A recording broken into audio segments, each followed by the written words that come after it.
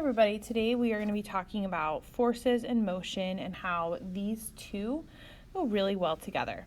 Before we get started, you need to make sure that you have your kinematics sheet with all your kinematic equations and you have a calculator. So pause this video and grab those things before you get started. Also, don't forget, you need to take notes. Now, as a reminder, over the last few weeks we've been talking about Newton's second law. So this is telling me that my total force is equal to mass times acceleration. Remember, mass is in kilograms, acceleration meters per second squared, and force is in newtons. Now what we're going to do is we are going to use acceleration to figure out force or vice versa. Use force and mass to figure out acceleration and then figure out something about motion. So we're going to tie our kinematic equations to Newton's second law. Let's get started. So we push a 2 kilogram box. So this is my mass. I write it 2 kilograms with a force of 300 newtons. It asks for the acceleration of the box. So all I have to use is F equals ma. I already have my net force. So 300 newtons equals 2 kilograms times A. I can divide both sides. Oops, that's a 2. And I'm going to get 150 meters per second. Wow, that is a really fast situation.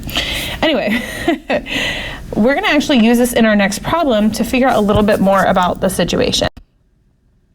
Now, we know, based on using Newton's second law, the acceleration was 150 meters per second squared. Now we ask, okay, this box is being pushed over 9 meters. How long did it take you to do this? So we can assume our initial velocity is 0 because it starts as rest, and I'm given my time, or sorry, that's wrong. I'm given my distance or displacement of 9 meters. And I'm looking for time. So I need to go to my kinematics equation sheet, and I need to look for an equation that does not have final velocity. Take a look. It's our second equation. VI plus 1/2 AT squared. So what we're really doing right now is a review of things that we've done before on your assessment.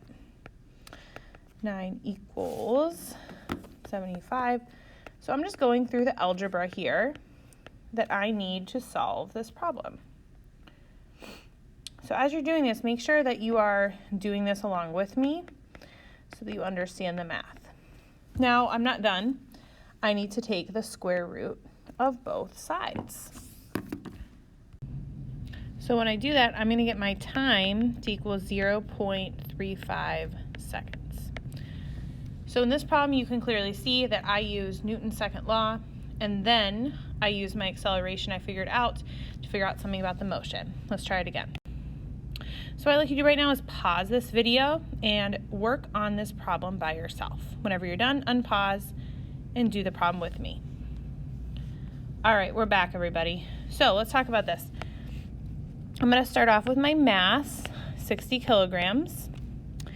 Starting from rest, velocity initial 0, velocity final 7 meters per second, and our time is 6 seconds. So it asks for the acceleration and the force. Now this could also just ask us for the force, and if it just asks us for the force, that would mean that I need to figure out acceleration first. So we're going to use these variables.